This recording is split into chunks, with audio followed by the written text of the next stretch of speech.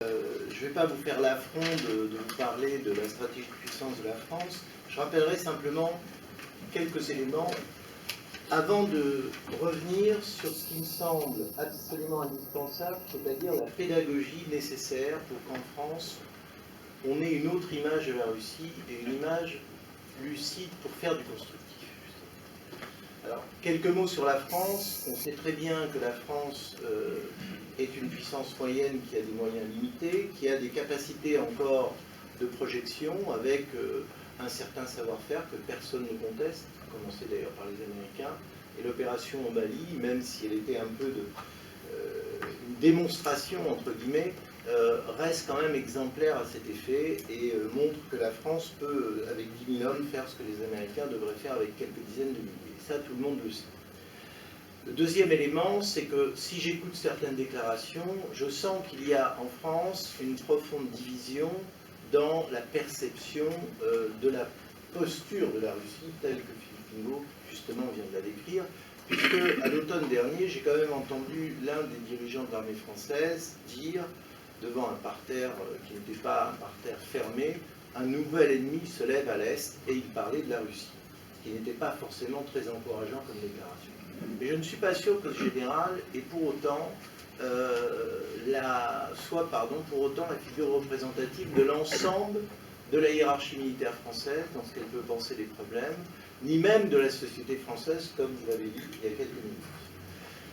Troisième élément, je ne vais pas non plus vous redécrire le livre blanc, pas non plus vous parler des problèmes français sur la lutte antiterroriste, mais je pense quand même que nous avons en France un problème profond quand on parlait de menaces, qui est tout simplement l'évolution de la cohésion sociologique de la France, qui est de très très loin le problème le plus important qui nous concerne dans un futur proche ou de moyen terme. L'évolution de la cohésion sociologique de la France, le problème Daesh à côté, c'est un épiphénomène. Un épiphénomène, certes, qui nous oblige à mettre 10 000 hommes sur le terrain, sur le territoire national, qui nous oblige à un certain nombre d'actions militaires hors du territoire, mais qui n'a rien à voir avec le risque, dans un pays comme le nôtre, de déstructuration de la cohésion d'une population. Et ça, tout le monde le sait, pour deux raisons évidentes. La première, c'est l'évolution de la courbe démographique. La seconde, c'est le risque d'une religion conquérante qui en déstabilise d'autres. Tout le monde le sait, ça fait partie du non-dit, c'est une évidence. Et la problématique française est au cœur de cette évidence. Et ça renvoie à une question centrale. À partir du moment où on considère que la principale menace qui pèse sur la France est avant tout une menace de nature sociologique dans son évolution, et un risque de manque de cohésion de sa population, vous vous doutez bien que les logiques d'alliance, là, sont vues avec un tropisme légèrement différent que ce qui figure dans les textes officiels ou dans la manière même de gérer la petite politique étrangère que nous avons menée depuis un certain temps. J'en viens donc à une question essentielle. Quelle est la position de la France vis-à-vis de la Russie? Est-ce que la France doit continuer à voir la Russie comme un ennemi potentiel principal, hérité de la guerre froide, avec les scènes qu'on connaît et que je n'ai pas non plus envie de décrire, et qui sont celles qui figurent dans la presse? Il suffit de voir ce qu'on a étudié nous quand il y a eu la dernière élection de Poutine en Russie. On a bien vu ce qui était dit dans la presse française, et j'ai été étonné, n'étant pas spécialement pro-russe, de voir à quel point toute la presse française, à quelques exceptions près, était anti-russe, anti-Poutine, avec une exagération. Moi, un de mes métiers principaux, c'est de travailler sur la guerre d'information, comme j'ai rarement vu. La coupe était pleine de ce côté-là. Et pourquoi je dis la coupe était pleine? Parce que faire de la stratégie, ce n'est pas s'auto-intoxiquer. C'est être lucide, c'est voir les choses avec un œil aigu, avec vraiment une perception réelle des contradictions.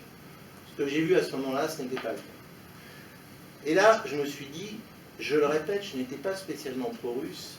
Si la principale menace de la France est un risque de nature d'abord sociologique, les jeux d'alliance, il va falloir les réexaminer sous ce regard-là aussi. Et c'est bien sous ce regard-là qu'aujourd'hui, moi, j'essaie de comprendre quelle relation on peut avoir avec un pays comme la Russie. Et ça veut dire, j'essaie de travailler sur la perception de la Russie. Alors, ce soir, j'aborderai très vite deux perceptions. Deux perceptions pour apprendre ce qu'est la Russie.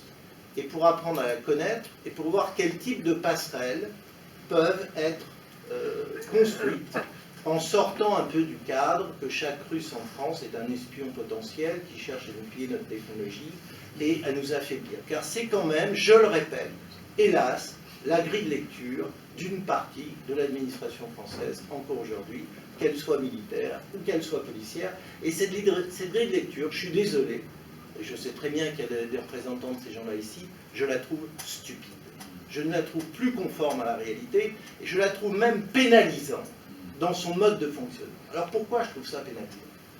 Parce que j'estime que lorsqu'on examine le monde militaire russe, il faut essayer d'abord de comprendre quelle a été son innovation au-delà d'une comptabilisation de chars, d'hommes de troupes, d'avions, ou voire de marines. Qu'est-ce que j'en tire, moi, de l'enseignement de la Russie en tant que citoyen français, civil, et qui s'arrête à cette posture? Un, ça m'intéresse de voir comment est née l'armée rouge.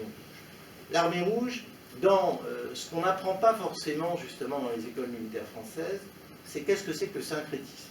Le syncrétisme, c'est une fusion de plusieurs dizaines de milliers d'officiers tsaristes qui créent avec les soviets de soldats et les gens qui viennent de la société civile une armée.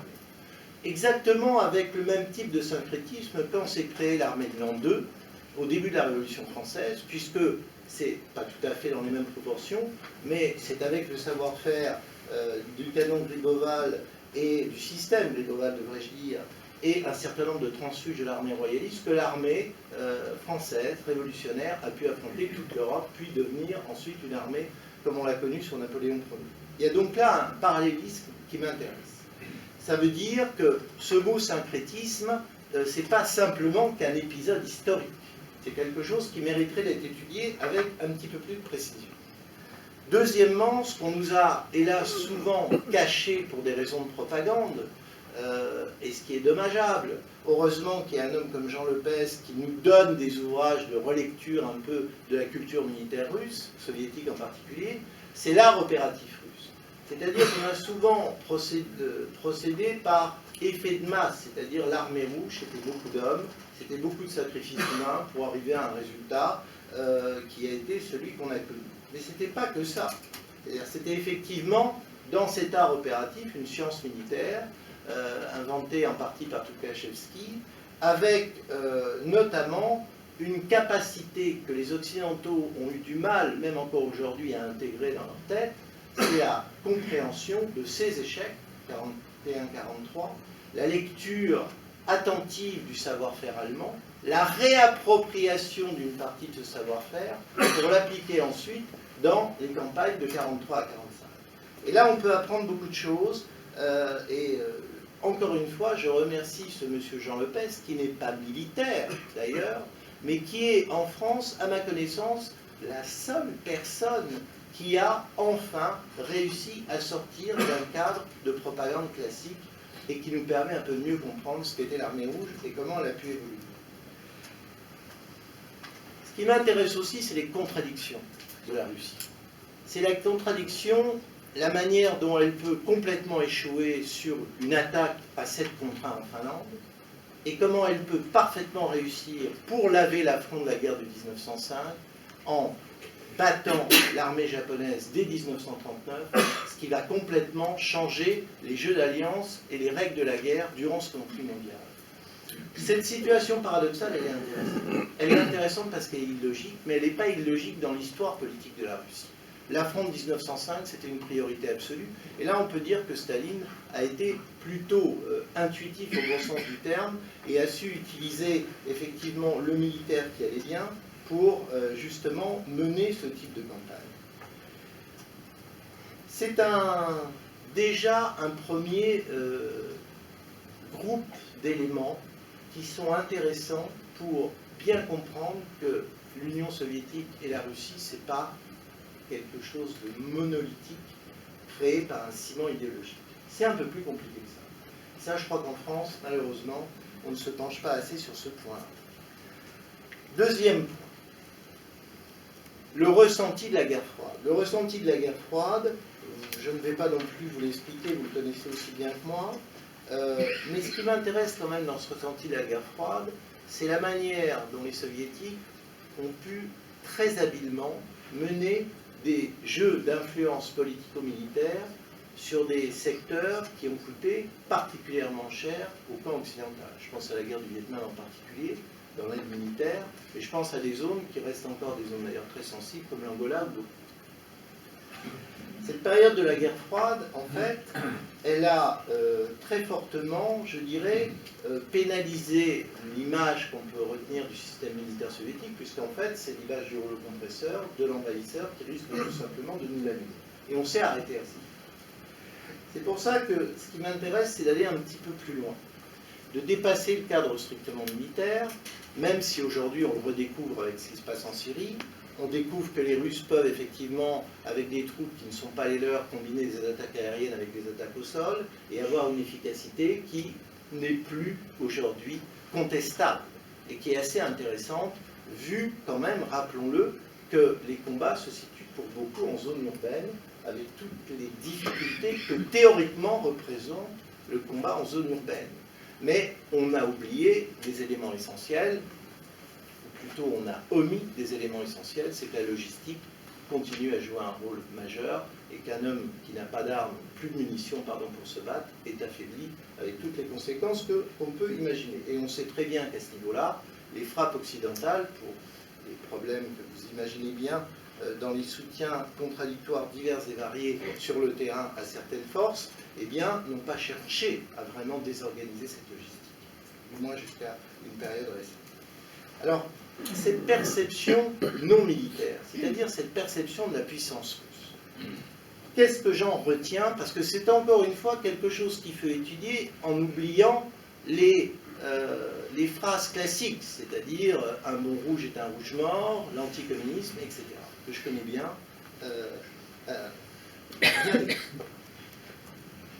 La dynamique du Comintern. Je crois qu'on a oublié ce qu'a été le Comintern comme expérience unique dans l'histoire humaine, c'est-à-dire une dynamique subversive de portée internationale, avec des gens venant d'horizons fondamentalement différents, et avoir des succès qui sont quand même intéressants parce que même s'il y a eu colossaux échecs, je pense à l'Allemagne, il y a eu des succès, et quels étaient ces succès? Ces succès sont annonciateurs de ce que nous vivons aujourd'hui, je parle du Comintern, dans toutes les guerres de l'information qui apparaissent par le biais de la société de l'information. La force du Comintern, finalement, si on a dû la traduire non pas par un nombre de divisions, mais par les effets réels, c'est sa queue de comète à la fin des années 40, début des années 50, 100 millions de pétitions contre l'armement nucléaire, cette fameuse dynamique qui vise à mobiliser les peuples. À l'époque, l'Union soviétique, justement, n'avait pas l'armement nucléaire dont les Américains disposaient. Donc on était déjà dans une créativité très particulière, très mal étudiée. Les logiques même de combat par l'information des militants du Comintern, des hommes multivecteurs, c'est-à-dire qui pouvaient aussi bien faire du renseignement, faire de la propagande, créer un syndicat, créer un embryon d'hôtel pour abriter des futurs militants. Toutes ces logiques-là qui balayaient les règles classiques du renseignement, d'une certaine forme de cloisonnement, etc., tout ça a été très, très, très créatif. Et quand on fait le bilan de cette époque, il est évident que la dynamique Al-Qaïda ou des systèmes de ce type-là, c'est bien peu de choses par rapport à ce qu'a été la machine de guerre Comintern. Intérêt à ne pas négliger. Deuxième élément, cette machine de guerre, et c'est une contradiction russe, une de plus, elle a été brisée. Elle a été brisée par quoi? Et on en parlait, on préparait avant de faire cette conférence. Elle a été brisée par des décisions de Staline en particulier.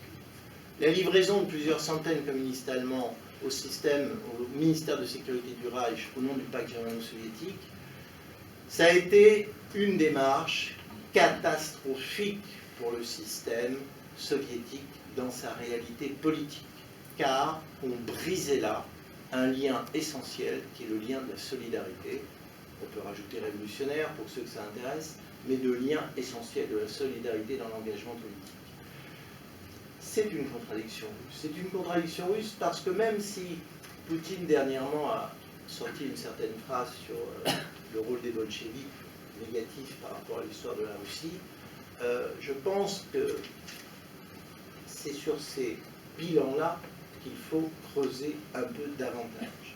Car l'histoire très symbolique, mais qui va bien au-delà du symbole, de livrer à l'ennemi des camarades, c'est quelque chose qui tue une culture du combat et qui tue une solidarité. C'est une des très très grandes erreurs de la Russie, au-delà même de l'idéologie soviétique.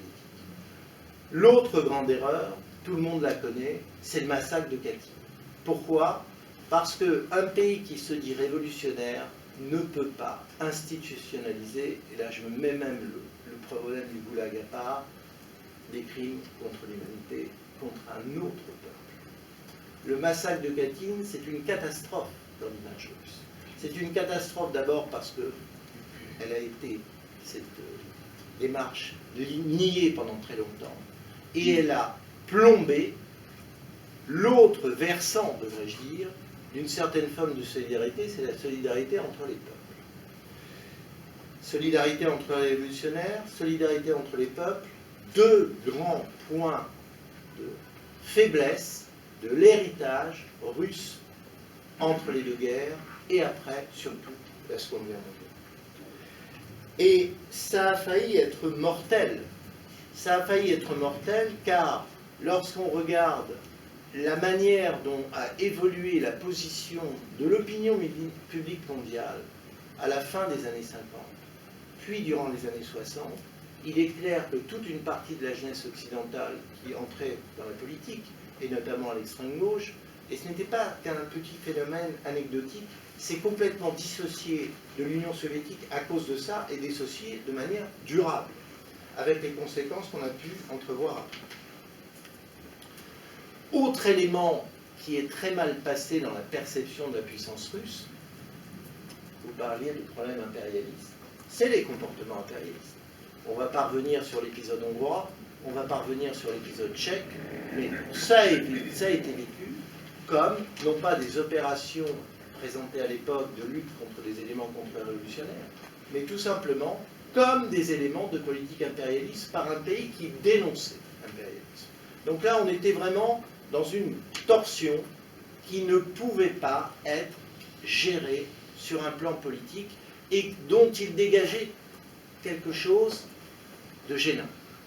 C'est-à-dire que l'image de la Russie, sortie des trois événements dont je viens de parler, Katyn, la livraison des communistes russes au service de sécurité du Reich, qui finit sur concentration et une partie éliminée, et enfin le problème des comportements impérialistes, ça aboutit à quoi? Ça aboutit à peut-on faire confiance à la Russie lorsqu'on est communiste? Je ne parle même pas de ceux qui sont anti-communistes. Et ça, c'est un bilan que la Russie doit regarder lucidement. La phrase de Poutine ne suffit pas par rapport à Lénine ou aux bolcheviks. Le bilan, ce bilan-là, c'est trois grosses épines dans le pied des Russes, et tant qu'ils ne les auront pas retirées, il y aura toujours un doute très précis. Et ça, c'est un problème. Qu'est-ce qui a commencé à renverser la situation? C'est la démarche, effectivement, de Vladimir Poutine. Pourquoi? Parce que Vladimir Poutine, après Helsinki, après les tentatives de démembrement de l'ex-URSS par les États-Unis en lien avec certaines personnes proches d'Helsinki, on voit apparaître un homme qui a le courage politique de réclamer et de tout faire pour que renaisse une légitimité en matière d'indépendance stratégique. Et ça, pour le petit peuple de France, qui n'est pas au courant de toutes ces histoires, la trace poutinienne, il est capable de la voir. C'est-à-dire qu'on respecte quelqu'un qui se bat pour l'indépendance d'un pays. Car c'est exactement ce que Poutine a fait. Et c'est comme ça qu'il est perçu aujourd'hui. Ça, pourquoi je décris ça comme la redécouverte d'une légitimité? C'est parce que, effectivement, sans que les Français sachent qu'il y a eu un combat intérieur contre les stratégies d'influence anglo-saxonne par le biais des ONG et des associations, sans que les Français sachent qu'il y a eu un combat extérieur contre des révolutions colorées qui étaient en partie des opérations de manipulation prenant appui sur des portions de population, et les personnes serbes ici présentes sont bien placées pour le savoir, on a quand même senti qu'il y avait là-bas une volonté d'exister, et non pas de sauver les meubles, mais d'avoir de nouveau une intégrité de peuple et de devenir. La force de Poutine, c'est d'avoir su passer ce message. Et ce message, malgré le mainstream médiatique, malgré les vieilles présentations caricaturales du rouge, de l'anticommunisme classique et de l'espion soviétique, malgré tout ça, ce message-là, aujourd'hui, il est dans l'esprit français. Et pourquoi il est dans l'esprit français? Il est dans l'esprit français parce que, justement, ce qui se passe en Syrie et ce qui se passe ailleurs rejoint la menace de nature sociologique. Il serait bon qu'on comprenne en France qu'une partie non négligeable du peuple de France ne veut pas, comme à une époque, c'était le cas pour le peuple russe à travers Poutine, perdre sa réalité de mode de vie, d'identité, de culture, d'existence. Et ça, c'est dans une partie de la population française, ça n'a strictement rien à voir avec le vote du Front National, c'est dans une partie de la population française qui prend complètement à front renversé un certain nombre d'attitudes psychorigides qui consistent à dire ces enculés de Russes, il faut les tenir par les couilles, ce sont des chiens, il faut les traquer. Ça, c'est une vision néo-romantique, post-moderne du système. Néo-romantique, post-moderne du système. C'est pas ça, la vraie vision. Il faut commencer à redescendre un peu sur Terre, il faut commencer à voir un peu les réalités en face. Car en France, il est temps, j'ai pu comprendre que le mot réel était à la mode dans la désignation de certains titres ministériels, il est temps de commencer à regarder en face la réalité. Et ce que nous a appris Poutine, c'est cette petite phrase, regardez en face la réalité. Ce que moi je vois vis-à-vis de la Russie, pour terminer et conclure, laisser la place aux questions, c'est que l'une des défaillances de la Russie actuelle, c'est pas sa posture défensive, je crois qu'elle en démontre tout à fait son excellence, c'est pas sa capacité de jouer sur les contradictions occidentales. On a bien vu qu'ils ont parfaitement su le faire en Géorgie, aussi en Ukraine, et ne parlons pas du Moyen-Orient, parce que là, il n'y a même pas de démonstration à faire. Je vous renvoie à ce qui est dit, même dans la presse occidentale à ce propos. Non, ce qui m'intéresse, c'est de voir ce que les Russes ne savent toujours pas faire. Ce que les Russes ne savent toujours pas faire, c'est d'avoir une stratégie, comme le diraient nos chers amis anglo-saxons, de soft power. Philippe Migaud m'expliquait, et là je ne suis pas un spécialiste de la Russie, donc je m'incline devant sa connaissance du monde russe, les Russes ne savent pas parler notre langue. Ne parlez pas du français. Le soft power, qu'est-ce que ça veut dire? Ça veut dire que nous, qui travaillons sur la société de l'information et sur la guerre de l'information, il y a deux éléments dominants dont ne vont pas nous parler les anglo-saxons. C'est qu'est-ce qu'un contradicteur et qu'est-ce qu'un espace informationnel autonome. En guerre de l'information aujourd'hui, un contradicteur, allez, je vais vous donner un modèle spécial France, c'est Mediapart. Je ne prends pas position en disant ça. Voilà ce que c'est qu'un contradicteur. Derrière le mot contradicteur, je vois l'efficacité. Qu'est-ce qu'un espace informationnel? Ce n'est pas des gens qu'on manipule avec des agents d'influence ou des idiots utiles, comme les services soviétiques avaient eu l'habitude de le faire entre les deux guerres et jusqu'à une période récente. C'est comment on fait en sorte d'avoir des axes d'alliance solides, non pas avec des gouvernements, mais avec des morceaux de population, pour ne pas dire avec des peuples. Ça, pour l'instant, la Russie ne sait pas le faire. C'est son principal point faible. Et malheureusement, ce que m'expliquait Philippe Migaud, c'est que la culture russe ne les prête pas à exceller dans cet exercice ou à s'améliorer. Le vrai défi aujourd'hui, c'est que pour qu'on sorte enfin de la caricature, il faut bouffer du rouge tous les jours, le matin. Ça aide à vivre. Pour sortir de cette caricature, il est absolument nécessaire que les Russes fassent un effort sur ce terrain-là, n'en déplaise à leur matrice culturelle. Et c'est un effort qui va être très compliqué. Cet effort, c'est quoi? C'est qu'il faut qu'on comprenne au Kremlin que les gens qui comptent dans un pays, ce ne sont pas forcément les divisions dont parlait Staline, ce ne sont pas forcément les gouvernements, ce sont les liens entre les peuples et la logique informationnelle qui est aujourd'hui devant nous, sous nos yeux, ce monde immatériel est devenu un enjeu majeur.